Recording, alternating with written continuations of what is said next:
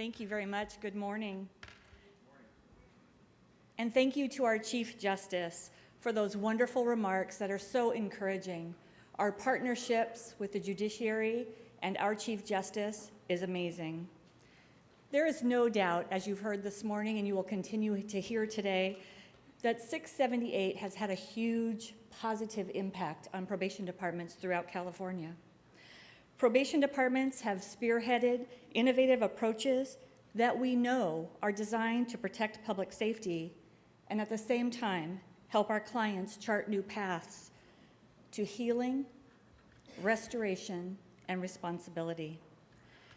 Some counties have used these resources to break new ground and to create very strong partnerships across systems to seamlessly provide clients with services, supports, and supervision that help them to create healthier pathways in their lives. In San Francisco, we have been able to develop a robust reentry division. And as part of that reentry division, we were able to create a community assessment and services center, our one-stop reentry center. 100% of the funds that we receive in San Francisco under Senate Bill 678 are devoted to direct services to our clients.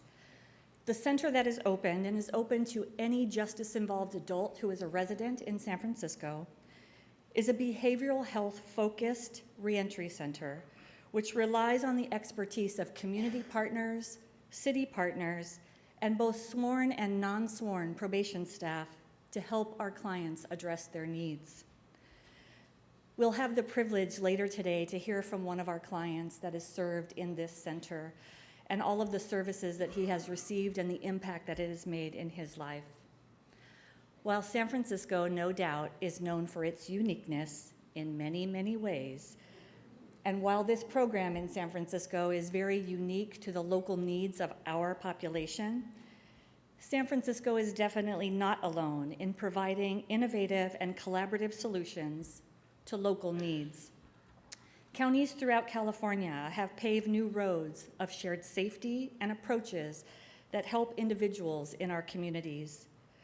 We will now hear from our next county spotlight, a county who continues to create new avenues to enhance public safety and enhance the lives of their clients.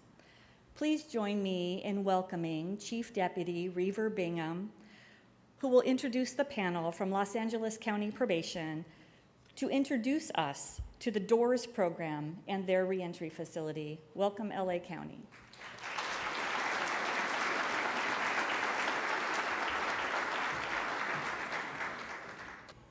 All right, good morning, everyone. It is very delightful for us to be here to talk about what we're doing in Los Angeles County, and I do bring you greetings from our new Chief Probation Officer, Ray Leyva, who very much desired to be here.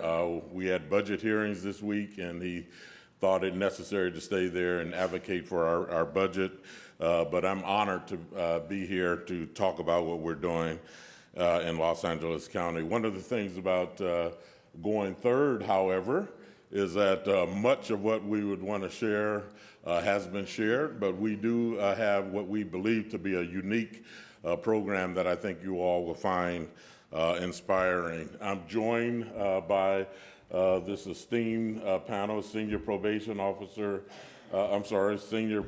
Director, John Bima, Probation Director, Lori Placide, and our Director of DOORS, Tasha Steiger. And you'll hear from them momentarily, and they'll be able to introduce themselves again. If you will allow yourself to translate back to pre-678, and we heard a little bit about that this morning, back to pre-2009, you would have probation officers who wanted and desired to do what they could to provide services to individuals, but there simply were not resources. So you'd have a PO that would develop, and they did a good job of this. You heard some of this in some of the previous panels this morning. You would have probation officers who did develop community contacts. They would find out who's providing services in their local community, develop relationships, and were able to beg, borrow, steal resources, if you would, to provide to their clients. But imagine, again, a probation officer doing a risk and needs assessment, identifying criminogenic risk factors or identifying other reentry needs, but at the end of that, not necessarily having robust resources to refer an individual to. Imagine, if you would, again, prior to 2009, receiving a court order that said a probationer was to participate in whatever the program, you name it, substance abuse counseling, anger management, you name it, but you have indigent individuals before you that couldn't afford to partake in these resources, and you scrounge around, and POs did a great job attempting to identify services, but there just simply weren't the resources to provide strategic, robust, evidence-based services to these individuals. Then came SB 678. And in LA County, we developed a 5-year plan, a 5-year spending plan. We projected what our SB 678 revenue would be and developed a 5-year plan, which included a host of things, much of what you've already heard this morning. The plan included caseload reduction. It included probation officers delivering cognitive behavioral interventions. And it's interesting, when we presented that to various stakeholders, they got a little nervous, wondering, because we use the term cognitive behavioral therapy, and when you use the word therapy, it kind of alarmed folks. You're going to have POs delivering therapy, so we changed the interventions. We explained to them the manualized approach to delivering these interventions, and folks understood, and we were able to progress. But it did include DPOs delivering cognitive behavioral interventions. It also included the development of community resource centers, and that's what we're going to talk to you about today. And what we wanted to do was to bring a host of individuals together, probation staff, county partners, community-based organizations under one roof to deliver evidence-based programming in a very welcoming environment. And we were very intentional about the environment, and Mr. Bynum is going to talk about that more in a moment. We wanted to create a resource center that from the time you drove up to it or had somebody bring you or got off a bus and you looked at even the building, there's something about the building that said, this is something other than your traditional institutional probation office. It's a center that says we care. It's a center that says we're here to help you. We also wanted the center to be not only a traditional probation office, but a resource for the community, a place where the community could come and have events, where we could have other resources that we provide to the community, to those on probation, those not on probation, those that were previously justice involved, family members that are dealing with individuals that are justice involved. We wanted it to be seen as a resource, so that whole narrative about probation, all we want to do is revoke and impose and that kind of thing, that whole narrative would change, and that's what we're doing. So what I want to do is ask Mr. Bynum to come up and kind of talk about our journey. How did we get there? What did it take to develop the Community Reentry Center, or DOORS, if you will?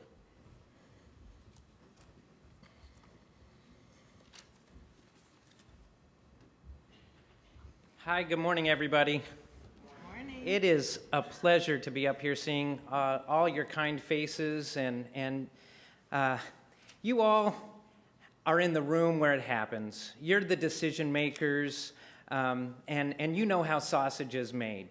Me, I was the fly. I'm the fly on the wall that got to see what you all do, and I am honored to share about the sausage making in Los Angeles County. So before I get started, can I have everybody just raise their right hand? Okay, bring it across your chest like this, and then back across. Okay, now that you're buckled in, let's go on this wild ride.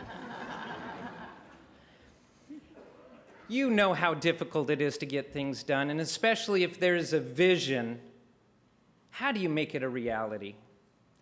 And it's a lot of discussion, a lot of, I won't use the word fighting, but there are some arguments working with all sorts of different organizations. And Mr. Bingham doesn't like to toot his own horn, but he had this vision about 12 years ago and was really waiting for an opportunity. SB 678 was that opportunity, and coupled with the fact that we got kicked out of a building and we were being moved to another building that had an empty third floor, we used that to our advantage. Yes, there was some battles with Public Works and the Board of Supervisors and everybody else that wanted to get on board with what we knew was the right thing to do. While we're trying to supervise about 38,000 adult felons in the community, this one office serves about 3,500, this one office alone. And so moving this office gave us that opportunity to, again, utilize that third floor. And when Mr. Bingham talked about his intentions and the intentionality of what we wanted to do there, there's no better word. This man himself, with me being the fly on the wall, picked the colors that you will see shortly. He sat in all of the furniture at the vendor providers, and this man does not like to shop. The nice way to say it, he's very frugal. But his intentionality was he wanted the client experience to be different. Kind of like what Ms. Townsend said earlier, that it's a scary thing to come into probation. And here we had an opportunity, and let's take it. And Mr. Bingham wanted to make sure that not only did the client experience something different, he wanted to make sure that our employees experienced something different. Bless you. So what you're about to see is and our clicker, our thing isn't working, but there is a video here that we have prepared just to give you a glimpse of what's going on inside this space, the colors for energy. Even one of the rooms it was called the living room, where people could come in and feel at home, where they're receiving these services, and we have intentionally selected services for this particular community. We intentionally selected these individuals up here who represent and could speak into the lives of the clients that live in this community, who love these individuals. Yeah, I said it. That's right. And is willing to invest and are energizing those that work in that space to also invest in these individuals. So this is just a glimpse into the investment that the opportunity of moving buildings, but also the opportunity that SB 678 has provided for Los Angeles County to invest in the community in South Central Los Angeles. I have the pleasure of inviting up our probation director, who's the manager of the probation operations, Miss Lori Placide, who's going to share with you her experience in this space. Lori?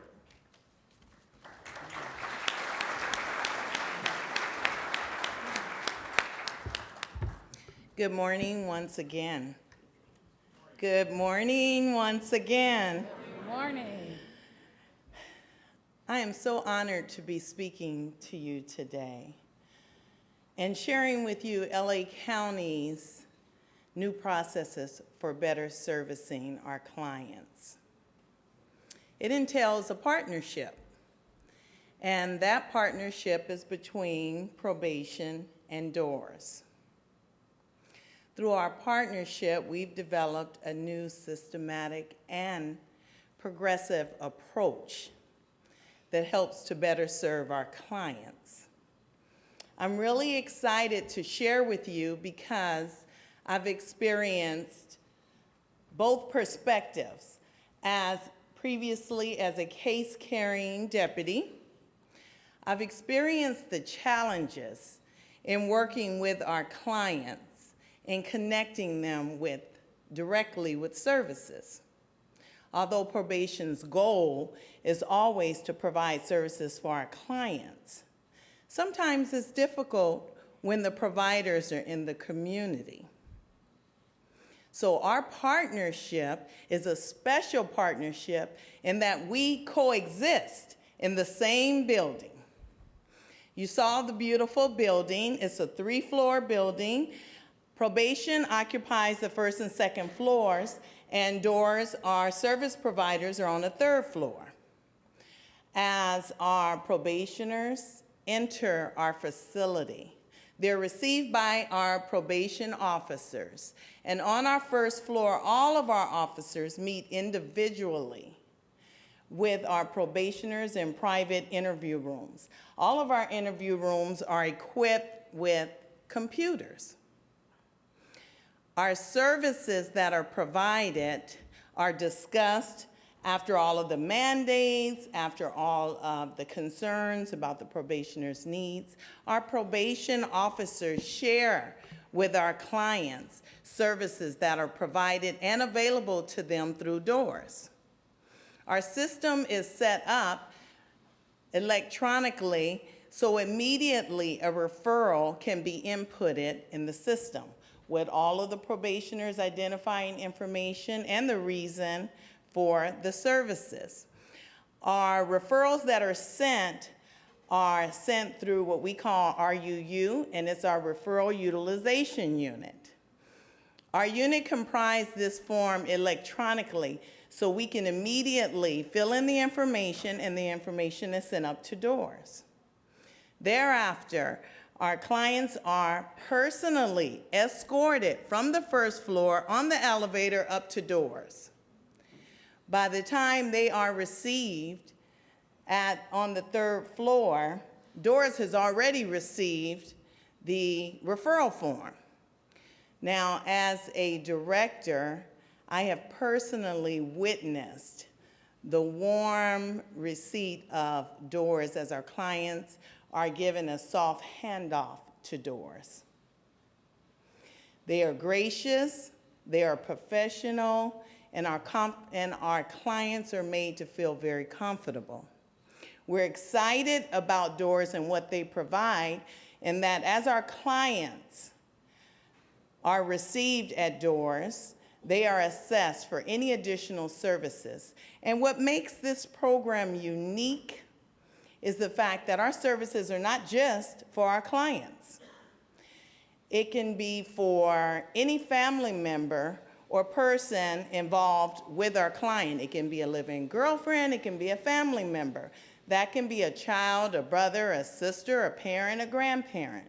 If there are identified needs or problems that have been noticed or shared with our clients, then the clients' families also are welcome to receive services. If our clients come in, they meet with their probation officer, and they notate that there may be some family issues, and the family is sitting in our lobby, the families are welcome to come up immediately with our clients, and they too can receive services through doors. Although probation's goal and focus has always been to provide services, our unique setting, coexisting in the same building, makes it so much easier for us to provide this soft handoff to doors. All of our clients' information remain confidential between our probation officer, between the provider, and the client. The clients can receive linkages for additional services. However, all of the information is shared in multi-case planning meetings to ensure that everybody involved is working together for the same common goal. We're excited about Doors and what it provides. The beauty of our partnership is that we're a cohesive operation. We're accessible to one another. Our partnership has allowed us to share and to be available and to work together to show our clients that we are a team. I think there was a young lady who mentioned earlier how scary it is when you first come to probation and there's that mistrust. When our clients see our providers and our probation officers work together, it makes them feel a little bit more comfortable and they know that we're working together as a team. I am really excited about the program and the processes that we utilize to service our clients. It is an honor to be part of this innovative and rewarding program, and we have seen and it has shown that this process and this partnership is effective, it's successful, and it's mostly beneficial for our clients. We are very pleased and honored to share this program with you. So thank you. You can clap.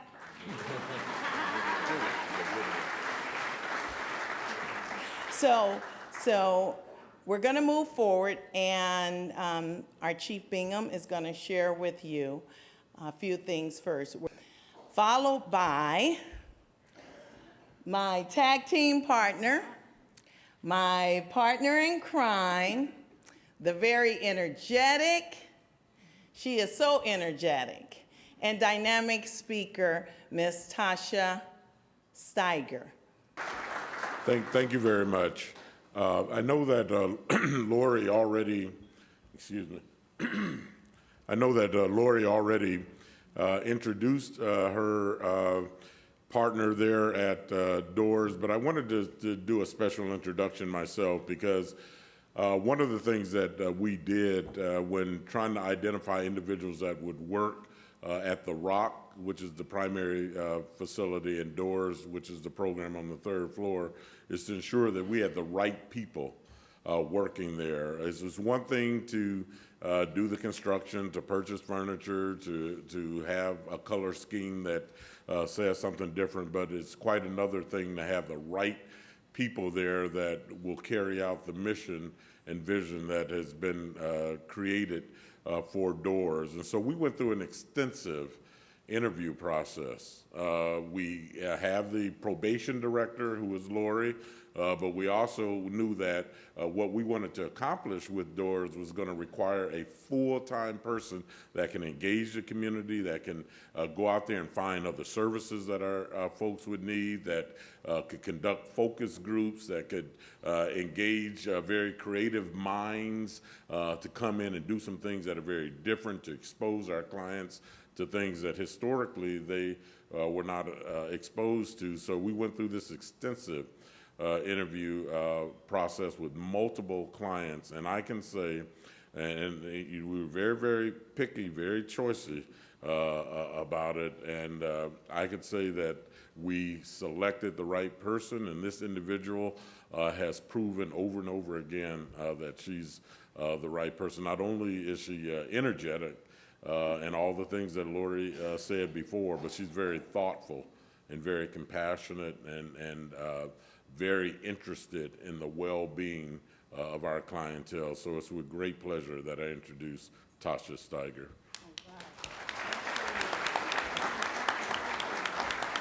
Thank you. Good morning. Again, good morning. Good morning. Good morning? Is it afternoon yet? No. Okay.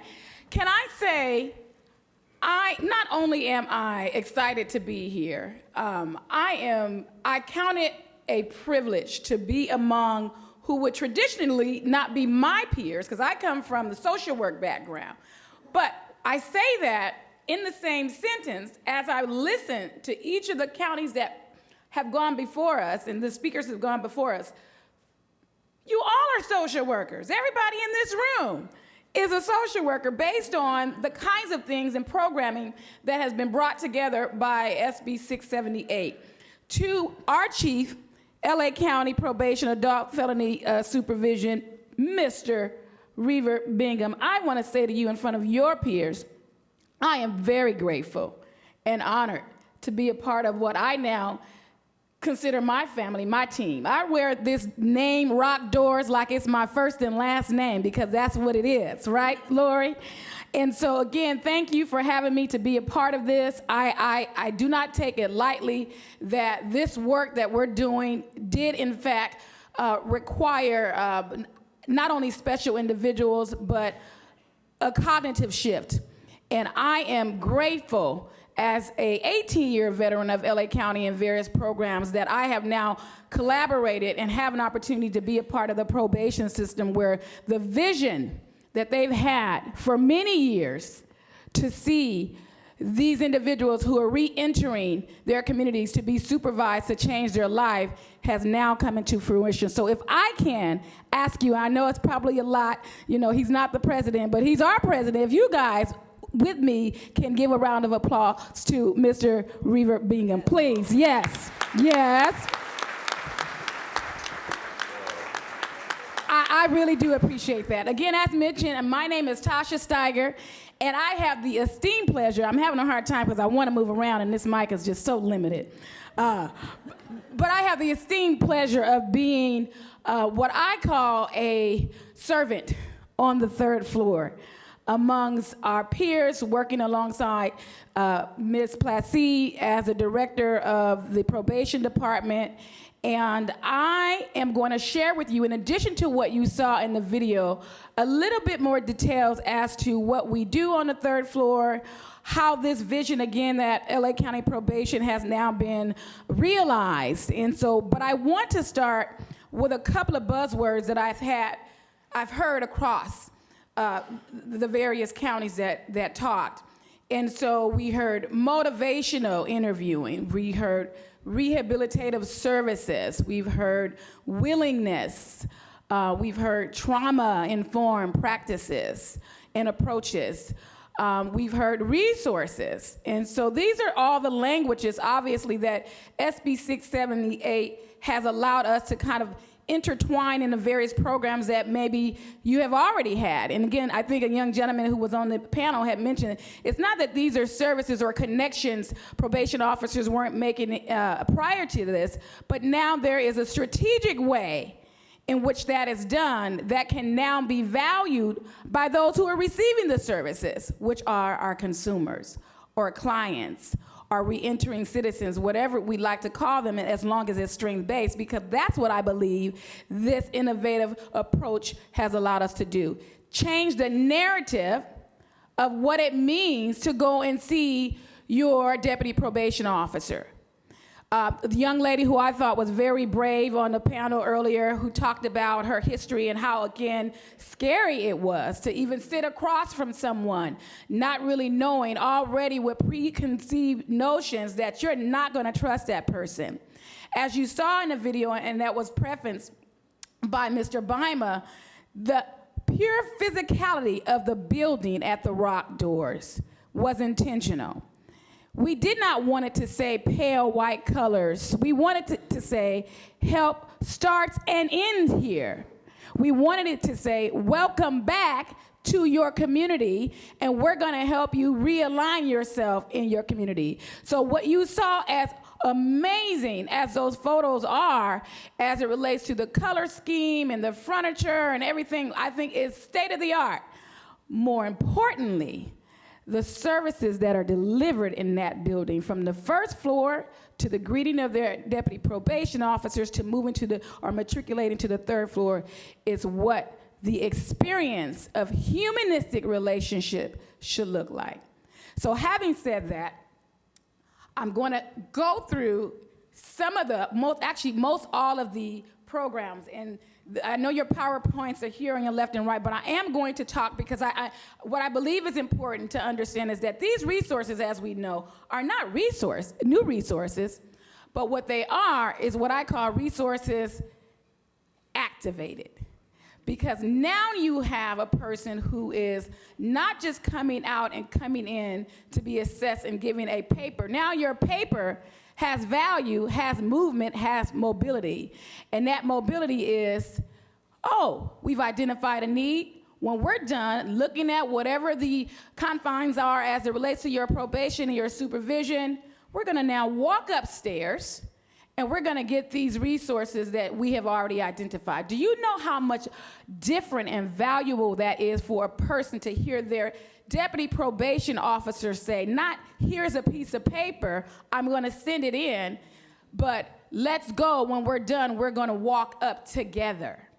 So then the mind frame changes from their understanding of what it meant to be escorted by these authoritative figures to now being accompanied with these authoritative alongside partners.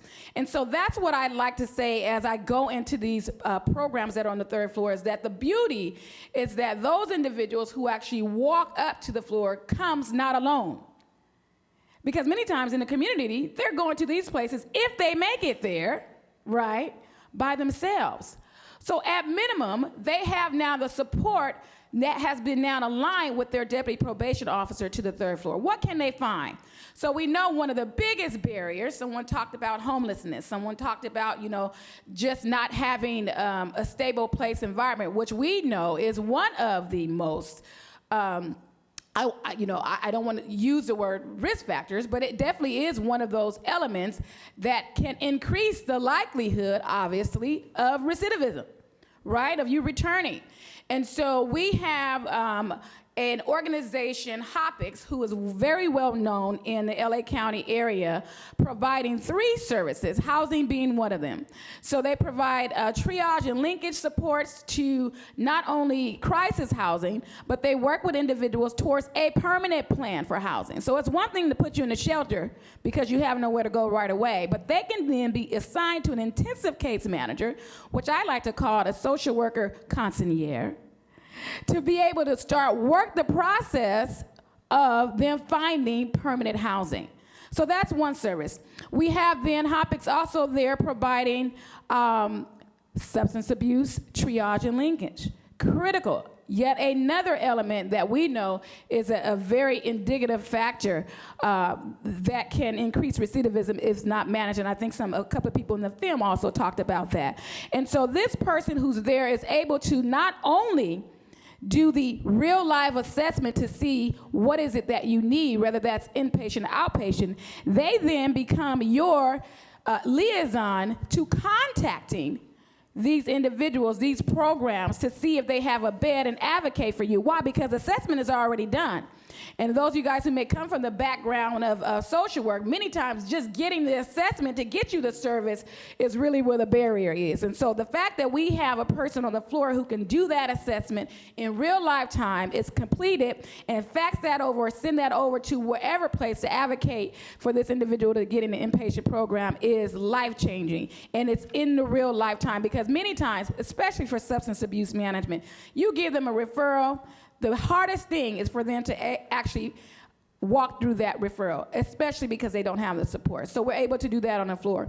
And then lastly, I mentioned with HOPIX, they have this intensive case manager who they're assigned to. This person, again, really truly is a consigliere. That person is not only helping them navigate the services that are on the third floor, but they're also helping them to navigate any additional services that may not have been identified in the community. So that's HOPIX.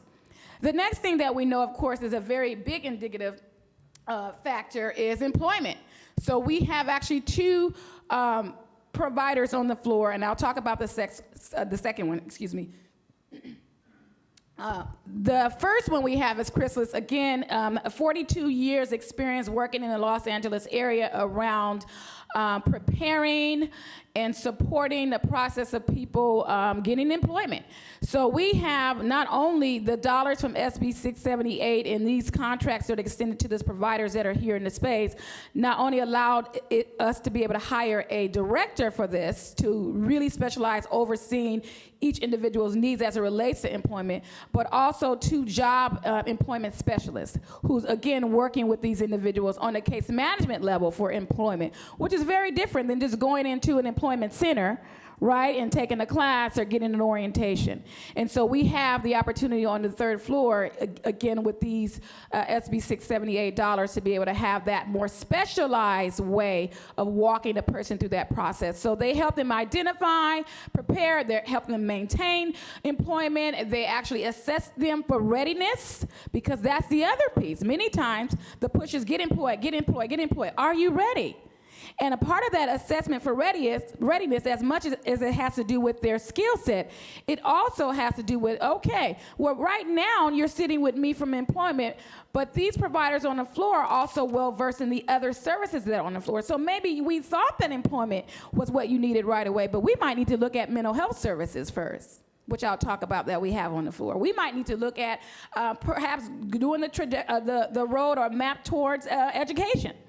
And so we have that opportunity on the floor as well. So employment. Invest is the other piece. Again, Invest is a collaboration that actually is probation-led, and it is Invest in our workforce development that's on the floor. What I like about Invest that's a little bit different than this one that I just mentioned is it is an action led by a deputy probation officer who is not only well-versed in employment, but well-versed in working with particular employers who can and will hire our individuals who are on felony probation. So that adds that additional supportive layer. So that's our employment program. I'm told I have 1 minute, so let me wrap it up. I'm not good with these things. Okay, education. You did hear the young lady who, by the way, in the video, she was very modest. Not only did she complete her high school equivalent diploma, and will be graduating March 5th, which is what, next week, right? She actually is the student speaker of her graduation. How amazing is that? And the gentleman who you also heard in the video also took part of the services in education for 5 Keys and should be on his trajectory to be graduating the following semester. Again, the programming there is both GED equivalent as well as high school. What is so valuable about it is those individuals who are re-entering many times feel intimidated about going back into your traditional school environment. They can come there on the floor, do independent study, and have no issues around what it feels like to now have to be back in the class. We have had students in the Tay age, and our oldest student, actually our first student in the doors, was actually 62 after doing their 15-year bid back in the community, and is on their way to getting their high school diploma. How amazing is that? So education, a couple more. Do I got 30 more seconds? Okay, thank you. Obviously, case management for family reunifications, you heard a gentleman say a new way of life. They are a specialized program that works particularly with making sure that family has an opportunity to reunify. That's one of the biggest reentry issues, is that what happens when someone is taken away from the family, it interrupts the entire family dynamic. And so that's the other piece that I really enjoy about this process of having services being provided to the justice involved and their families, because they're not coming back to themselves, they're coming back to their families, to their communities. So we have the opportunity to work with family unification services for that individual themselves who may have had their children displaced in the Department of Children and Family Services, and making sure that they have their visitation rights, monitor visits, and everything that they need to do right there on the third floor. So we obviously can't do this. I can't do this. I spend a lot of time in the community as well, as Mr. Bingham mentioned, working with other providers who I believe might be of great value to our center. But we do work with our Los Angeles Regional Reentry Partnership network, which has a network expanding beyond 600 other providers. And so what we're utilizing for them, again, allowing us through SB 678 to hire an engagement coordinator who actually works with me, alongside me, to engage the community as well as other providers to bring them into the space. Legal services, I got 2 more. Legal services, you heard the young lady talk about Legal Aid Foundation. As we know, that's critically important. We have a managing attorney who's there 4 days a week, and a paralegal who's on the floor 5 days a week, who can help with all sorts of services. Of course, the biggest things is expungement clinics. He does expungement clinics at least once every other week, so we get one at least 2 a month. And they can help with immigration, they can help with evictions, they can help with other kind of homeless court disputes and that, and so on and so forth. So of great value. Lastly, our last provider that we actually brought in, and I know Mr. Bingham is going to talk about the county partners, but our last one is one that's also very dear to my heart. What we know, what we've learned is that this kind of work is an art. Is it not? It is an art. We talked about building connections. There's a way that you do that. That's anytime you're talking about the strategies and ways of doing and promoting healing, that's an art.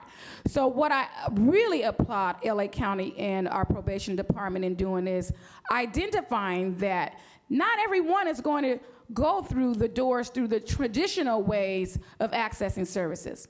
But what we do know, the common thread is across the board, educationally, demographically, is the arts.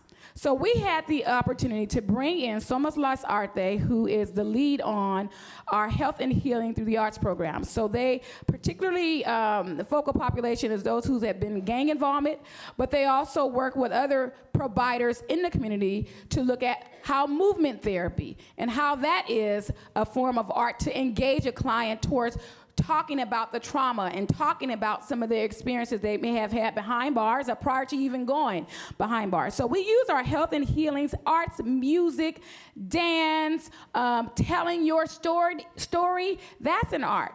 These young men and women who you see in these videos, to be able to regurgitate their story all the time can be triggering. So having a place where they can come in and sit in their groups and paint to articulate their thoughts and their feelings and then help someone navigate them through that process in a real way and even support them and maybe even identifying that mental health or any other kind of counseling is of great value. So I'm very, very happy that we have now taking this whole idea of resources to another level. I see Mr. Bingham getting up, so that means I have to go. Lastly, ancillary services. So we have, in addition to all those things, we cannot not identify and appeal to their basic needs. So we have a clothing closet, hygiene kits, blankets, and diapers, and transportation, and all that good stuff. So when you get an opportunity, and you're in LA County, make sure you come by and look up Ms. Placide and I at Rock Doors. Thank you.